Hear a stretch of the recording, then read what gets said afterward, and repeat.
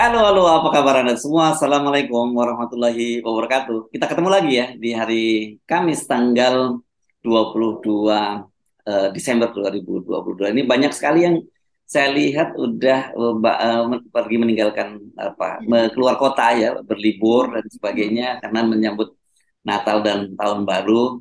Tapi hati-hati karena biasa setiap kali libur tahun baru ini kan di akhir tahun musim penghujan gitu ya. Hmm. Cuaca juga tidak bagus baik penerbangan maupun juga di perjalanan, hati-hati. Dan kemudian yang paling juga harus diperhatikan bahwa sekarang ini kalau libur Natal Tahun Baru, hotel-hotel penuh, tempat-tempat hiburan penuh, dan semua harga-harga meningkat. Jadi kantong mesti diukur-ukur dengan benar gitu ya. Sambil Anda berlibur, kami temani Anda untuk ngobrol, membaca berita di balik berita dalam program Off the Record. Masih bersama saya, Hefsbun Arif. Dan saya Gibeta senang sekali menjumpai Anda kembali dalam keadaan sehat walafiat. Ya, Hmm. Mas Estu, ini kayaknya seru banget ini ya. Apa berita-berita dari sejak kemarin sampai dengan hari Yes, ini. ya. Serunya dua-duanya, yang liburan juga seru, karena saya kira ini Natal dan Tahun Baru pertama, orang merasa nyaman bahwa ancaman COVID sudah tidak setinggi dulu. Walaupun tetap saja, apalagi Anda yang di Jakarta itu merasakan bahwa tetap sajalah mesti waspada ya, mesti hati-hati dalam situasi semacam ini. Physical distancing harus tetap dijaga gitu ya. Sementara di Cina karena balik lagi tuh terutama Beijing aja sampai kasusnya kewalahan katanya kremasi apa tempat-tempat Ya, kremasi di menumpuk. Beijing ya. Mhm. Ya. Mhm. Jadi Iya, gedung-gedung olahraga dijadikan tempat hmm, ini untuk COVID ya, Mas Ersu. Dan yes, tapi yes. kalau di sini Pak Jokowi kayaknya sudah akan mengeluarkan peraturan untuk menghapus PPKM ya. Yes ya. Ya, tapi Mhm. tetap saja kita harus hati-hati seperti biasa, jaga diri kita masing-masing. Nah, baik kita mulai ngobrolin seperti biasa. Apa berita-berita yang behind the scene yang mau kita bacain ini Mbak Agin? Iya, tentu saja itu kasus OTT di Jawa Timur, Wakil Hmm. Ketua DPRD Sahatwa Simanjuntak, yang kemudian kemarin diikuti dengan penggeledahan ruang dari Gubernur Jatim, Wakil Gubernur, Hmm. Bu Khofifah, Emil Dardak, dan juga ruangan Sekda, begitu ya, Mas Hersu. Ya. Sebelumnya kan gedung DPRD gitu, ada beberapa ruangan terkait dengan OTT yang sudah dilakukan sebelumnya. Ini masih terus bergulir nih tampaknya. Masih tentunya masih akan panjang ceritanya. Ya, ya, oke. Mhm. Itu menarik dan saya agak apanya, kok kemudian orang mengkait-kaitkan ini gitu ya dengan pernyataan Pak Luhut soal OTT yang tidak bagus buat citra bangsa itu. Kemudian Ya. ada juga yang mengkait-kaitkan ini kelihatannya dengan persoalan Khofifah yang diincar menjadi kemungkinan diincar sebagai pasangan dari Anies Baswedan sebagai cawapresnya gitu-gitu loh Mbak. Dan kok kebetulan juga Pak Jokowi kemarin dalam apa ya acaranya Hanura, saya nggak tahu ulang tahun atau apa di Hanura, Pak Jokowi itu menyinggung setidaknya menurut saya dua hal yang besar yang disoroti Pak Jokowi, yang disampaikan Pak Jokowi. Satu, Pak Jokowi menyatakan ini kok setiap kali ada apa-apa yang disalahkan presiden, misalnya partai politik tidak lolos dalam lolos untuk verifikasi faktual dan ikut pemilu, itu yang disalahkan istana Pak Jokowi gitu. Terus soal yang ada kaitannya langsung dengan soal itu adalah soal partai koalisi. Nah, gitu ya. Artinya kalau ada partai koalisi nggak gagal koalisi dan sebagainya, itu yang disalahin nanti istana, presiden, kekuatan besar. Saya kira kok ini kemudian orang kemudian maksudnya aneh sih ya gitu. Nah, saya kira topik-topik yang Anda sampaikan tadi mulai dari OTT, pernyataan Pak OTT di mana penggeledahan ruang kerja Gubernur dan Wakil Gubernur Jawa Timur, kemudian soal pernyataan Pak Luhut soal OTT yang tidak baik buat citra bangsa di dunia, mata internasional, dan kemudian pernyataan Pak Jokowi sepertinya ada benang merahnya ya Mbak Agi ya. Iya, iya, iya, betul sekali. Kalau kita melihat jauh ke belakang gitu ya tentang hubungan dari person to personnya orang mereka yang kemarin menjadi berita begitu ya, menjadi hot topic. Saya lihat sih di berbagai media itu menjadi berita populer masuk ke dalam kategori tersebut. Nah, itu ada hubungannya begitu Mas Ersu. Jadi tidak Hmm. sekedar berdiri sendiri masing-masing. Oke, mau kita mulai dari ada ujungnya dulu atau ke pangkalnya dulu, Mbak? Kalau ujungnya itu cerita tentang penggeledahan apa penggeledahan ruang kerjanya gubernur. Tapi kalau pangkalnya saya kira itu ujungnya belum ujung terakhir ini kan belum ya baru penggeledahan ya belum ada Mhm. gitu ya. Ya. Kalau pangkalnya pernyataan Pak Jokowi soal semua kalau ada yang gagal koalisi yang disalahkan oleh Pak Jokowi. Enaknya dari mana nih kita ngobrolinnya? Eh, kayaknya Mas Hersu perlu memberikan analisa terhadap pernyataan Pak Jokowi itu deh. Oke, karena itu Mhm. semua mau dibalik mana sebenarnya tidak bisa nyambung semua itu ya. Iya. Ya, ini kan menarik ini pernyataan Pak Jokowi di Mhm. acara Hanura itu yang Mhm. menyatakan itu. Itu kan saya kira ini adalah pernyataan pertama Pak Jokowi ya berkaitan Betul. dengan dugaan-dugaan selama ini bahwa ada upaya pemerintah itu akan berusaha menjegal Anies Baswedan Mhm. supaya tidak berhasil dapatkan tiket pada Pilpres Ya. 2024 kan gitu ya.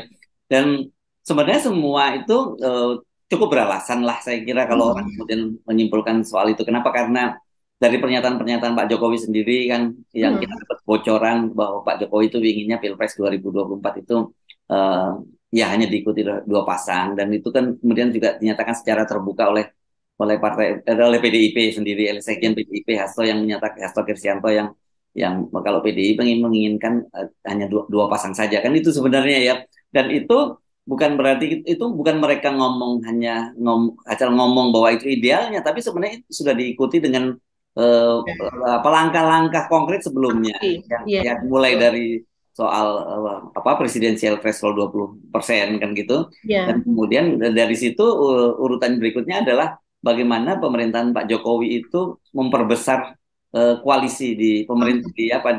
di parlemen kan. Ya. Kita tahu kan tadinya eh, mereka itu kan di luar parlemen itu ada partai-partai seperti PAN, kemudian Mhm. Gerindra, PKS dan Demokrat itu partai di luar PAN. Sementara yang ada di dalam koalisi pemerintahan itu hanya 5 partai kan, Ya. Golkar, PDIP, kemudian PKB, P3 dan eh, kok tiba-tiba saya jadi lupa apa lagi yang belum saya sebut 5 partai Ya. P3, PKB sudah. PKB, Mhm. P3, PAN, oh Mhm. Nasdem ya, Oh iya. Nasdem ada Nasdem tambah ya. Jadi lima partai di koalisi pemerintahan Pak Jokowi dan empat partai di luar pemerintahan dan Mhm. dengan cara begitu kan sebenarnya pada waktu itu cukup cukup bagus lah ya ada check and balance gitu dan apa antara pemerintah dengan oposisi.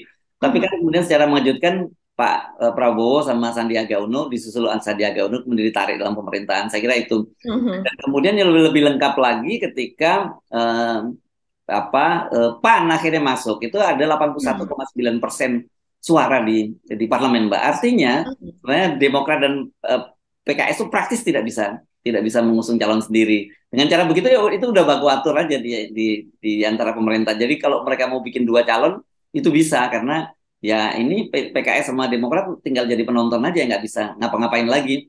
Dan kemudian kita sendiri ketika rakyat mengajukan judicial review ya Mhm. di Mhm. Mahkamah Konstitusi berbagai elemen mengajukan itu bahkan termasuk sampai DPD juga. DPD itu Mhm. bukan hanya anggotanya tapi secara resmi itu mengajukan ke Mahkamah Konstitusi kan semua ditolak dengan alasan legal Ya. legal standingnya gitu ya.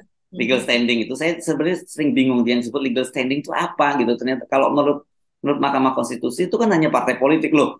Sebenarnya kan pemilih dan memilih itu seperti dua mata uang yang tidak bisa Mhm. dipisahkan. Yang punya Mhm. rakyat itu kan justru menurut saya tertinggi karena dia punya punya punya hak suara. Tapi dikatakan oh enggak menurut undang-undangnya bahwa yang berhak mengusung capres itu ya partai gabungan politik atau gabungan partai politik yang memenuhi syarat 20% kan itu yang disebut legal Betul. standingnya. Oke, tapi kalau gitu partai politik masuk dong punya legal standing. Akhirnya PKS yang mengajukan gitu. Meskipun dia tidak mengusulkan 0%, tapi dia mengusulkan kan nggak salah berapa kayak 9% ya waktu itu ya. Mhm. Ya. 9%. Mhm. Tapi ternyata begitu PKS yang mengajukan kita waktu itu berharap, nah kalau sekarang coba apa jawaban dari Mahkamah Konstitusi? Ini kan PKS ini kan partai peserta pemilu dong, dia punya legal Mhm. standing. Ternyata kan kemudian dijawab bahwa oh itu open legal policy. Artinya apa? PKS kan terlibat dalam pembuatan undang-undang itu. Jadi Mhm. kalau mau mempersoalkan jangan ke Mahkamah Konstitusi, balikin lagi karena pembuat undang-undang ya, dia termasuk PKS gitu. Jadi sebenarnya mentok. Mau kemana-mana pun sebenarnya pemerintah kemarin sudah nyaman. Saya kira pemerintah Pak Jokowi sudah nyaman. Lu mau pintu mana aja, udah gua tutup semua lah.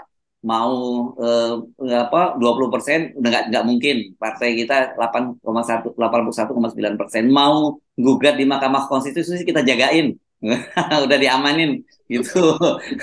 mau mau kalau mau lewat rakyat kita bilang itu nggak punya legal standing. Kalau mau partai politik seperti Demokrat atau PKS itu harus open legal policy gitu ya. Open legal policy itu artinya kewenangan pembuat undang-undang gitu ya. Jadi ya dibicarain lagi kan pembuat undang-undang kan DPR dan pemerintah kan gitu. Jadi balikin lagi deh ke sana. Ya mentok lagi karena begitu di DPR partai pemerintah yang berkuasa. Jadi pasti kalah lah PKS. Nah, kira-kira gitu Mbak yang petanya kenapa kemudian orang ngomong, oh kekuasaan istana. Lah itu di situ peran istana itu sebenarnya yang menjegal itu gitu loh. Jadi Pak Jokowi nggak boleh ngeles. Itu Mbak Iya, Gira tiba-tiba yang mungkin nggak diduga oleh Pak Jokowi dan orang-orang seputar Pak Jokowi, Nasdem membelot dengan mengangkat Anies. Nah, itu peluangnya hidup lagi. Itu Mbak sebenarnya kalau kalau kita ingin membantah pernyataan dari Pak Jokowi gitu. iya betul. Ini dijagainnya memang sudah apa lingkarannya tuh sudah hampir penuh begitu ya. Wah, semua sudah mereka perhitungkan. Tapi yang mereka tidak perhitungkan kalau kemudian terjadi pembelotan itu karena kan Iya, sebenarnya yang terakhir itu yang diakuisisi itu kan PAN kan. PAN ini kan lama ya dalam daftar tunggu iya. kan Pak ya. Lama sekali tarik menarik PAN mau masuk kabinet mau enggak udah antri lama gitu udah ribut sendiri di PAN siapa yang mau jadi menteri enggak terakhir juga terakhir kemudian ditarik Zulkifli Hasan jadi menteri selesai sebenarnya secara Pilpres 2024 itu harusnya ya skenario mereka Mbak ya itu udah selesai dengan masuknya Zulkifli Hasan ke kabinet sebenarnya di situ Iya, gitu. tapi waktu itu kan masih ada faktor dan kemudian 2019 juga berlarut karena masih ada faktor Pak Amin Rais dan Ya, kok Pak Amin Rais di dalamnya begitu ya sampai akhirnya memang betul-betul pecah. Nah, kalau yang sekarang menjaga ini bahkan lebih lebih maju lagi adalah dengan kalau seandainya Anies itu akan menjadi presiden betul-betul diakui menjadi ah, presiden dijaga ini betul-betul yaitu dengan oke, kalau Anies menjadi presiden, maka setidaknya wakilnya adalah representasi dari Pak Jokowi begitu, atau hmm, dari orang-orang Pak Jokowi. Nah, sekarang kita mulai melihat nih, kalau kemarin kita dengan apa kekuatan survei atau bantuan dari survei yang kemudian menggalang framing gitu, dukungan gitu ya, pendapat di masyarakat bahwa siapapun presidennya, maka Erick Thohir itu akan cocok dan itu diinginkan oleh semua konstituen dari setiap capres gitu. Taruhlah yang di situ disebutkan misalnya pendukung dari Pak Prabowo itu sebagian besar menginginkan Erick Thohir sebagai wapres. Begitu juga pendukung Pak Erlangga, begitu juga pendukung dari Anies Baswedan dan sebagainya. Itu semua pendukung dari Ganjar apalagi itu semua menginginkan Pak Erick menjadi cawapresnya mereka dan itu yang mengeluarkan penelitian tersebut adalah lembaga survei. Dari situ kita dapat melihat begitu Mas Ersu ini memang untuk supaya walaupun sasarannya adalah Anies tentunya. Jadi kalau seandainya pun Anies menjadi presiden, Pak Erick Thohir gitu sudah digalang framing begitu di masyarakat bahwa dialah yang terbaik untuk menjadi cawapres. Dan kita tahu Pak Erick Thohir adalah orang dekat dari Pak Luhut Binsar begitu. Dan kemudian sekarang juga Mas Ersu mengirimkan kepada saya seperti PKS begitu salah satunya mempertimbangkan Ibu Khofifah Parawansa begitu kan untuk menjadi salah satu yang akan diusung untuk mendampingi Anies gitu. Itu salah satu usulan gitu. Adalah ya antara lain tentu logis sih ininya ya alasannya karena memang beliau itu mewakili suara perempuan sebagai aktivis NU dan kemudian banyak pengalaman di pemerintahan sebagai menteri sosial dan sebagainya sekarang juga memimpin Jawa Timur begitu ya dan dia juga mewakili NU begitu. Nah, sementara kita tahu gitu sebagai wartawan kita paham bahwa Bu Khofifah ini sangat dekat juga dengan Pak Luhut begitu ya. iya Dan iya. dari beberapa ada teman saya yang bercerita bahwa ketika dia melakukan pertemuan gitu ya khusus dengan Pak Luhut ya ada Bu Khofifah di situ begitu. Nah, itu sih bukan Dan rahasia Mbak ya memang ya. Saya iya, kira ini yang bukan rahasia karena itu ya, terjadi sejak zaman Gus Dur. Mereka semua ya, kan memang apa ya orang-orang dekat Gus Dur begitu. Pak ya. Pak Pak Luhut ini kan ditarik oleh Gus Dur. Ketika itu menjadi apa dia? Menjadi dubes Singapura atau apa ya? Jadi Dan ada menteri menteri perindustrian dari Dubes ya, dia Singapura menjadi menteri menteri perindustrian. menjadi menteri itu, tapi sebelum itu kan dia apa namanya jabatannya bukan itu, kemudian Ya. ditarik oleh Gus Dur gitu karena dan sebetulnya ada empat ya, ada Rizal Ramli, ada Pak Yusuf Kala, ada Kofifah dan kemudian Pak Luhut di zaman Gus Dur, walaupun kemudian Pak akan Mahfud MD jangan salah Anda. Iya, Pak Hmm. Mahfud MD tentunya Nah, begitu ya. ya, ya. Dan tapi kemudian antara apa eh, Pak Luhut dengan Rizal Ramli khususnya itu kan memang kemudian terjadi ketidaksesuaian gitu dan sangat keras gitu. Tapi kalau kubu Khofifah ini tetap dekat gitu. Jadi Ya. kalau di kalangan wartawan kita melihatnya memang kalau seandainya Bu Khofifah ini kemudian diusulkan menjadi cawapres dari Anies ya itu sama saja juga gitu ya. Tetap ada kepanjangan tangan lah dari Ya. Pak Jokowi dalam hal ini representasinya adalah Pak Luhut. Iya, iya. Jadi memang, nah ini menarik. Mungkin ini agak anu ya. Mungkin kalau kita tidak jelaskan, orang mungkin agak belibet-belibet menjelaskan ini ya. Ini kan pada masa Gus Dur itu memang ini kita sebut Gus Durian lah gitu ya, Ya, katakanlah ya. Ada Pak Luhut, ada Pak Mahfud MD, ada Ibu Khofifah gitu ya. Mhm. Dan bahkan kan kalau kita meminjam istilah dari Said Agil Syirat ya, mantan ketua PBNU itu kan Pak secara bercanda menyebut bahwa Pak Luhut ini adalah NU cabang Katolik kan gitu ya, cabang Nah, Kristen, Bang Kristen. Iya. cabang Kristen gitu ya, itu waktu itu sempat Mhm. ini. Ini kemudian orang orang mengkait-kaitkan ini. Jadi bagaimanapun juga, tentu sebenarnya ini dua kutub yang berbeda ya, Mhm. seharusnya ya antara Anies dengan Khofifah ini kan, karena bagaimanapun di satu sisi ini pendukung pendukung Gus Dur gitu ya, Mhm. pendukung Pak Jokowi kan, Ibu Mhm. Khofifah ini. Pak Mhm. Luhut juga pendukung Jokowi, tapi kan itu bagian dari strategi yang kita sebut kalau dalam dari oligarki itu adalah tidak menempatkan telur dalam satu keranjang gitu ya. Jadi Mhm. kalau Betul. kalau telur dalam satu keranjang ya bisa tumpah semua itu apa, Mhm. kalau keranjangnya tumpah telurnya pecah semua. Nah, Mhm. jadi tetap aja jaring-jaring semacam itu. Nanti Pak, kita balik sedikit ya ke mundur sedikit tadi ya berkaitan dengan Anies Baswedan itu. Nah, ada tanda-tanda kan ini kalau kemudian terbentuk koalisi antara, kan Pak Jokowi kan bilang bahwa nanti kalau koalisi bubar, nanti nggak berhasil koalisi, saya yang salahin istana, yang salahin Jokowi, salahin kekuatan besar. Memang kita sampai sekarang masih menunggu ini apa yang terjadi dengan Ya. dengan dengan koalisinya Anies Baswedan antara Mhm. Nasdem, Demokrat dan PKS, dan kemudian kemarin Mhm. ada pernyataan dari Demokrat ditanyakan pada Anies karena dia Mhm. yang nanti akan memilih cawapresnya siapa. Kita sebenarnya bisa Mhm. membacakan bagi Demokrat itu kepentingannya, kalau koalisi ya harus Agus Harimurti sebagai sebagai calon wakil presidennya. Dan saya kira wajar kalau ada kepentingan semacam itu partai politik karena dia pengen dapat Mhm. daya ungkit atau yang kita sebut sebagai Iya. kotel efek, itu ekor jas Mhm. yang besar kan. Mhm. Kalau kalau dengan cara dia mendapatkan wakil presiden itu satu Mhm. keuntungannya jelas, Agus Harimurti Yudhoyono itu langsung juga naik posisinya menjadi wakil presiden, dan kemudian dampaknya ke Demokrat pasti sangat sangat besar. Kalau bagi Mhm. PKS sebenarnya hubungannya justru beda. Dengan mendukung Anies saja itu dia udah dapat langsung kotel Mhm. efek yang tinggi gitu ya bagi PKS gitu. Karena Mhm. memang asosiasi antara Anies dengan PKS itu sangat kuat, terutama mau dimulai dari Pilkada DKI Jakarta Mhm. gitu ya. Mhm. Walaupun Mhm. sebenarnya orang tidak tahu pernik yang lebih detail dari saya, tapi orang tetap Di aja lihat belakangnya. bahwa nah, di Mhm. belakangnya seperti apa hubungan antara Anies dengan PKS seperti apa itu orang tidak banyak tahu gitu. Kita sebagai Mhm. wartawan kita tahu gitu ya. Mhm. Tapi kan kita ngomongin publik, asosiasi publik saja lah. Asosiasi Ya. publik kepada PKS itu akan sangat besar gitu. Jadi tetap Mhm. saja dibandingkan Demokrat itu pasti akan lebih besar PKS dapat dapat Mhm. kotel Ya. efeknya. Dan kita Mhm. tahu sampai sekarang juga di PKS itu sebenarnya ada kubu yang berbeda juga. Tidak semua kubu di PKS itu menginginkan mendukung Anies. Saya tahu ada kubu-kubu Mhm. tertentu yang berusaha untuk tidak mendukung Anies itu ada. Nggak usah Ya. dibantah lah yang soal ini. Iya.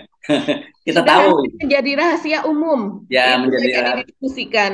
ya Mhm. diskusikan. Tapi arus besar di PKS menginginkan memang mendukung Anies, dan terutama Mhm. konstituen PKS pasti mengusung. Biasalah kalau ada elit politik yang bermain, yang bermanuver, terus permainan Mhm. kepentingan-kepentingan yang berbeda itu ada gitu. Mereka juga Mhm. sama-sama tahu kok seperti itu Iya, dan gitu. itu sudah berlangsung sejak 2019 sebenarnya. Yes, Iya, 2019. Ya, kelompok ini begitu. ya, Mhm. ya. Bahkan sebenarnya 2014 dulu juga ada elemen di kalangan di internal PKS yang berusaha menarik PKS untuk mendukung Pak Jokowi juga ada, Mbak Mhm. gitu. Mhm. Iya, iya. Jadi nah, itu biasa di dalam politik ada Mhm. faksi-faksi ya kita menyebutnya Iya. ya, faksi-faksi macam. Mhm. Tapi nah sampai sekarang kenapa kemudian itu masih menggantung ya, Mhm. menggantung dari Nasdem dan Demokrat dan PKS, dan Nasdem sendiri kan sekarang sudah mulai melintir-melintir juga, itu kelihatan ada statement dari Ahmad Ali Wakil Ketua Umum yang mengatakan bahwa salah kalau menarasikan bahwa Anies itu sebagai oposisi dari Pak Jokowi karena bagaimanapun juga Nasdem itu adalah partai pendukung pemerintah sampai saat ini Sampai dan saat. juga nah ini yang saya kira menurut saya ini bisa jadi blunder pernyataan Ahmad Ali ini karena berkaitan dengan program pemerintah kan kalau yang dijamin oleh undang-undang ya presiden berikutnya harus harus melanjutkan dalam hal ini artinya harus melanjutkan program Pak Jokowi seperti ibu kota negara misalnya. Nah ini menurut saya ini blunder besar ini pernyataan seperti yang menyatakan bahwa Anies harus melanjutkan pembangunan ibu kota negara karena dijamin oleh undang-undang itu gitu loh. Nah ini dia seperti itulah di dalam politik. Jadi dalam politik kita tidak boleh melihat itu hitam putih ya daerah abu-abunya itu lebih lebih besar daripada hitam putihnya kan gitu. Ini menarik. Jadi tidak sepenuhnya benar pernyataan Pak Jokowi bahwa kalau kemudian ada yang gagal berkoalisi itu nanti semua istana, tapi tidak semuanya juga tidak salah gitu ya. Tidak semuanya salah karena faktanya sejak awal Pak Jokowi memang kelihatan punya intensi ingin menghadang Anies. Kita lihat kan Pak dulu ingat Anies ini kan sebenarnya ini orang juga lupa sebenarnya bahwa Anies ini kan Jokower juga sebenarnya kan gitu.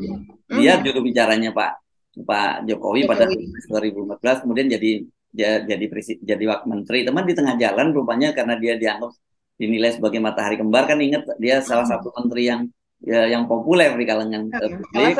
Menjadi menteri terbaik di era Pak Jokowi. Ya, salah satu menteri salah terbaik. Satu. Ya.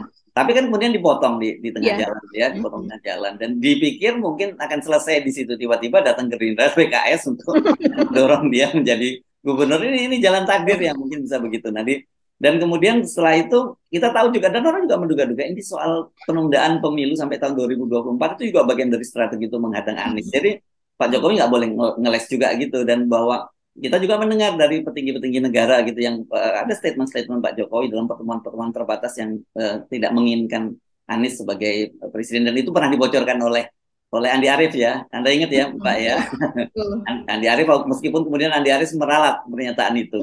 Tapi soal Pak SBY yang menyatakan turun gunung karena pemilu 2024 akan curang itu kan sebenarnya bagian dari bahwa Pak SBY mendapatkan informasi soal itu juga gitu loh Mbak. Jadi Pak Jokowi nggak boleh ngeles gitu. Tetapi bahwa apakah kemudian nanti koalisi Demokrat, PKS, dan Nasdem itu gagal karena sepenuhnya karena Pak Jokowi menghambat? Enggak juga. Ada juga faktor-faktor dari internal PKS dan Demokrat sendiri yang bisa dan juga Nasdem sendiri yang bisa jadi hambatan. Itu kira-kira anunya ya supaya kita utuh. Nah, berkaitan dengan itu tadi memang betul seperti Anda katakan tadi Anies Baswedan itu kelihatannya ada intensi juga PKS sendiri mengaku itu PKS saya itu yang mereka mengincar Khofifah Indar Parawansa dan menurut saya itu logis juga pilihannya kenapa karena Anies tuh kalau di Jawa Tengah pasti dia harus berjuang keras berat di Jawa Timur masih bisa diterobos apalagi kalau bisa menggandeng Khofifah ini menarik satu perempuan saya kira pertama bukan perempuannya dulu tetapi NU-nya dulu ya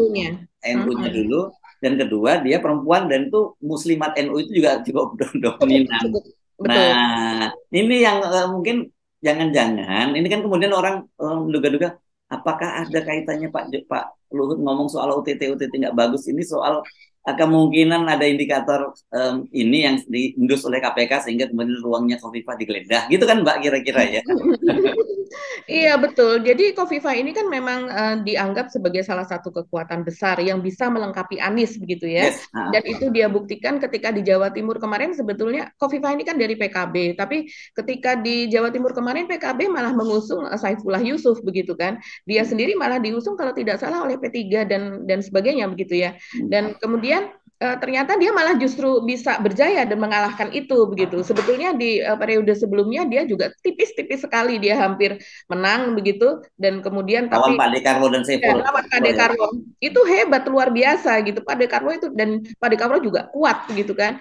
Nah jadi wajarlah kalau kemudian ini memang dilirik begitu. Tapi kita juga tidak boleh menafikan bahwa Khofifah ini adalah juga bagian dari circle dari Pak Jokowi begitu. Ya, circle Jokowi dan Luhut. Ya. Dan utamanya adalah dengan Pak Luhut begitu. Kalau dengan Pak Jokowi kan belakangan ini. Kalau dengan Pak Luhut memang sudah dari sejak tahun 2000-an dari sejak Gus Dur begitu kan. Begitu juga dengan Pak Mahfud. Makanya kemarin ketika kemudian ada pernyataan gitu ya dari Pak Luhut tentang OTT ya, Mas Ersu juga membuat konten kan tentang itu ya. Nah dan kemudian tentang OTT yang dia mengatakan bahwa itu lebih banyak OTT itu dapat merusak citra bangsa begitu ya, banyak-banyak OTT itu tidak baik begitu kan. Ya kalau sedikit-sedikit sih nggak apa-apa begitu. Dan kemudian itu hubungannya sebenarnya konteksnya secara lebih luas adalah konteksnya dengan digitalisasi yang sekarang sedang dilakukan gitu. Memang dengan adanya e-katalog digitalisasi semuanya menjadi serba transparan. Apa yang dibeli misalnya oleh Pemda, oleh lembaga, oleh pemerintah dan sebagainya, semua orang bisa melihat nilainya berapa, jumlahnya berapa begitu kan. Dan itu akan dapat memangkas begitu bagian dari korupsi dan suap kan begitu. Tapi pernyataan dari Pak Luhut terus kemudian itu dibandingkan dengan OTT, begitu membuat orang jadi penasaran. Kalau seandainya Pak Luhut membuat kalimatnya adalah digitalisasi ini akan membuat transparansi, ini bagian dari demokrasi yang menjadi hak masyarakat dan sebagainya, dan kemudian ini akan mengecilkan kong kali kong KKN dan sebagainya, itu oke-oke aja. Tapi begitu dia menyebutkan kata yang itu yaitu OTT, orang menjadi ada apa nih dengan OTT, orang menjadi begitu begitu.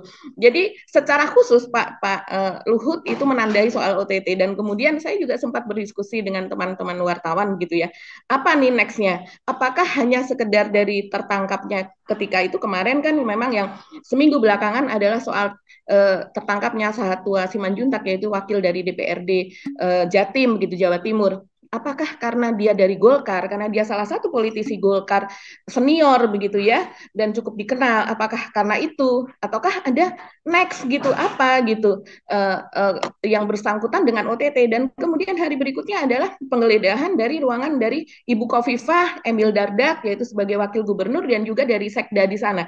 Nah itulah kemudian yang kita melihat, oh eh, kita menduga Pak Luhut sudah mengetahui sebelumnya gitu ya, bahwa akan ada OTT dan bahwa itu akan diproses yang di Jawa Timur itu ya secara holistik begitu, secara secara kalau saya dilihat permainan itu dalam konteks yang lebih besar, tentunya tidak mungkin itu hanya dimainkan oleh DPRD saja begitu.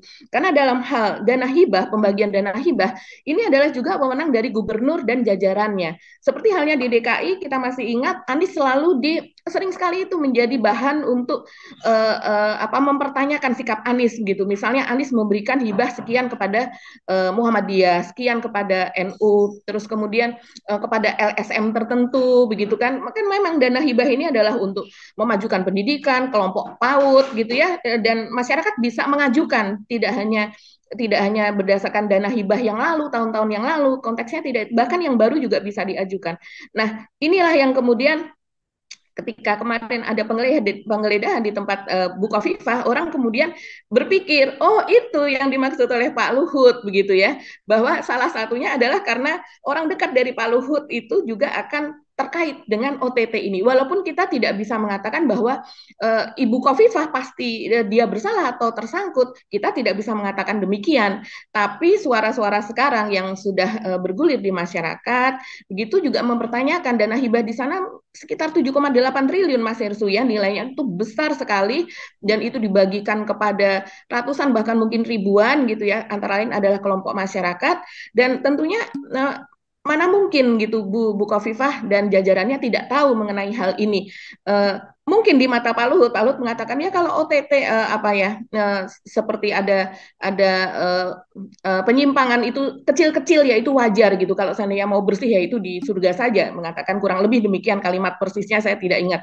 Nah, nilai sekarang yang disuapkan itu yang ada di Sahat Tua begitu kan, untuk ijon itu dia sekitar 5 miliar lah begitu. Memang kalau untuk konteks OTT 5 miliar itu termasuk ya sedang-sedang saja gitu, tidak terlalu signifikan.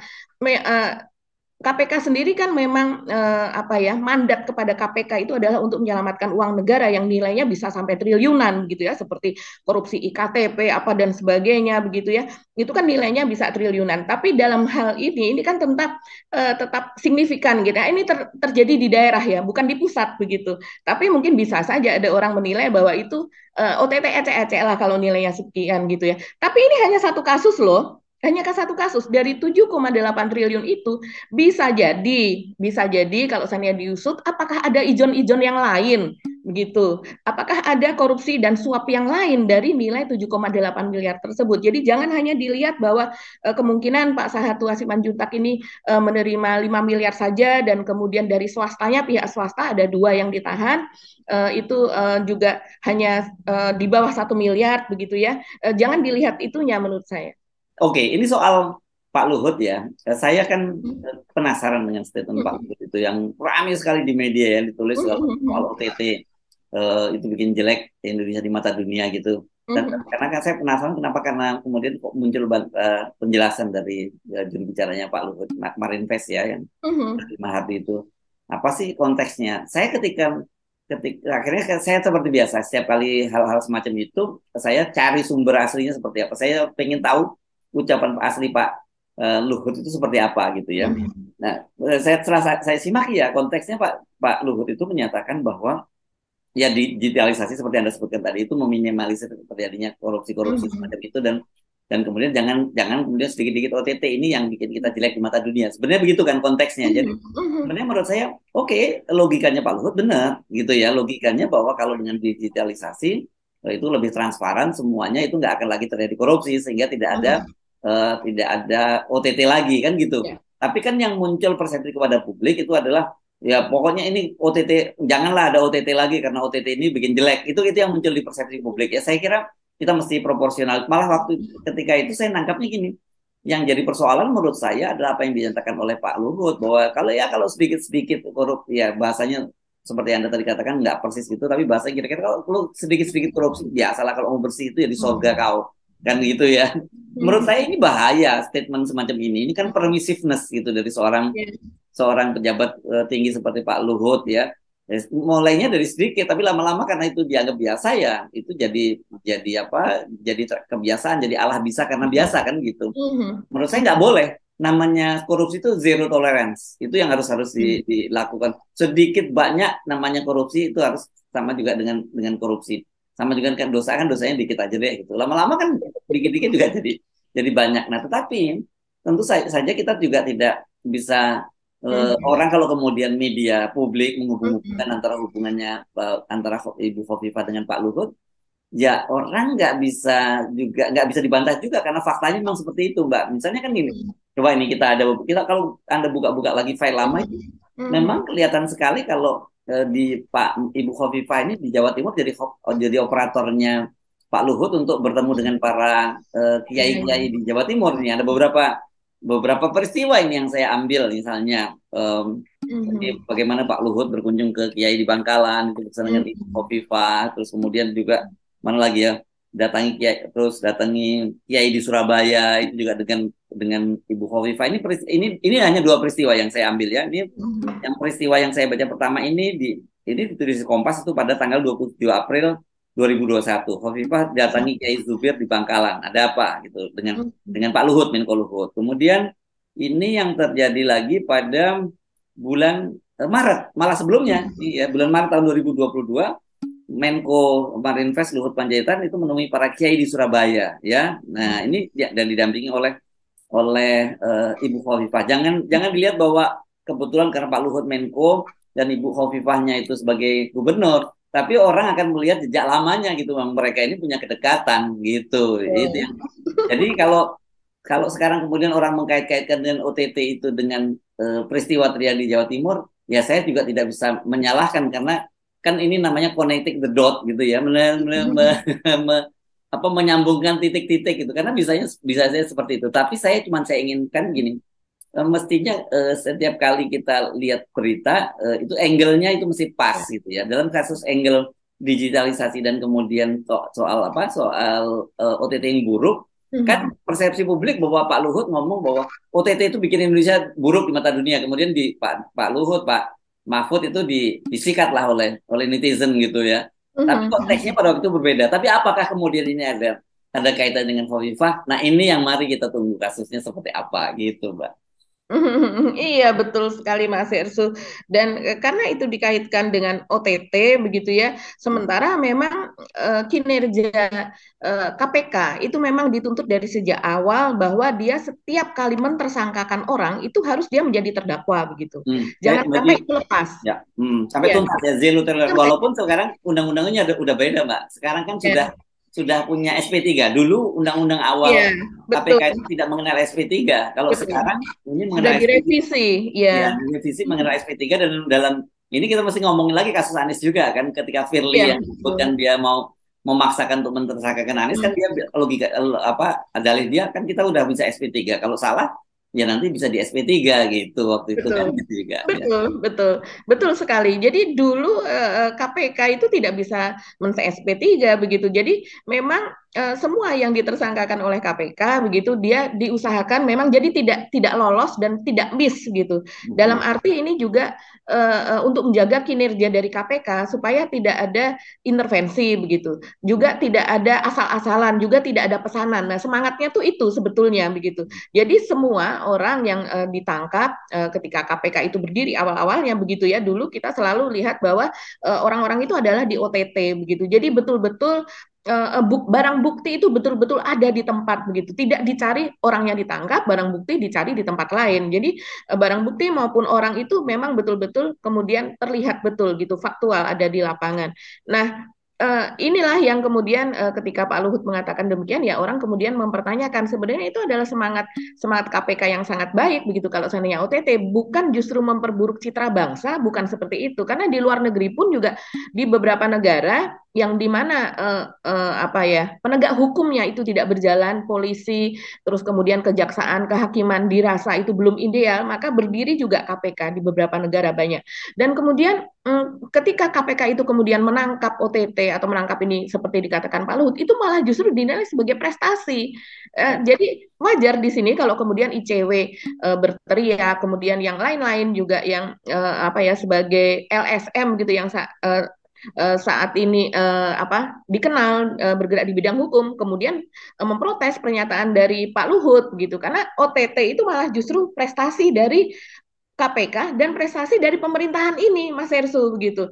Apalagi Indonesia memang kita kenal kita tahu penduduknya sangat banyak. Jadi mustahil juga kalau seandainya tidak terjadi Dunia itu saya korupsi. kira udah paham bahwa negara kita negara yang Ya, korup tuh paham gitu ya. betul. Tapi Dari sejak ada wisatawan asing masuk ke bandara, mereka ah, mengeluhkan soal keimigrasian dan ya, sebagainya. ya, ya. Kan seperti itu.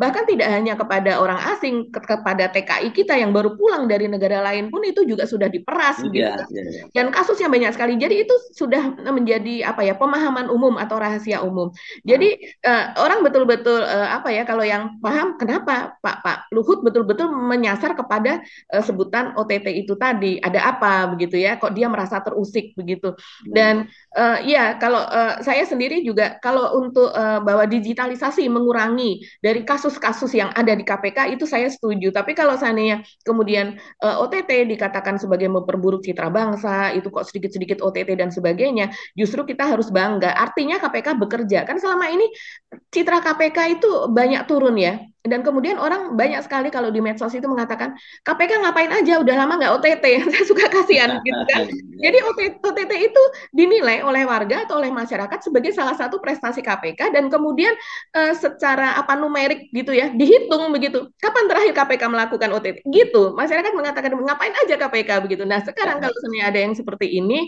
apalagi ini cukup besar ini menurut saya Mas Ersu tidak hanya dari nilainya mungkin tidak terlalu besar begitu ya untuk ukuran KPK begitu. Tapi kalau person-person yang terlibat di dalamnya ini termasuk peristiwa yang cukup besar yang di Jawa Timur ini. Yes, oke.